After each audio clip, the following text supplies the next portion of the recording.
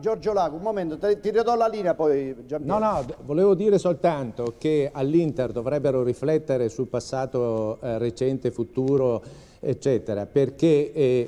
a metà degli anni 50 l'Inter ha vinto... Abbiamo Ferri, Riccardo Ferri vicino a Bacci. Sì, a metà degli anni 50 l'Inter vinse due campionati con il Alfredo Foni e vinceva tutte le partite 1-0, disperando chi sognava i 3 gol, 4 gol, 5 gol, e dovete vincere contro questa mentalità per la quale difendersi, tenere le distanze, giocare in contropiede era come l'anticalcio. Ma dopo di questo c'è stato Herrera, il mitico cantato Herrera, che è venuto in Italia con il Taca alla Bala, con il calcio spettacolo, con 6 gol all'Atalanta, non so che, poi si è imbattuto nel nostro, è stato citato da Gino Bacci,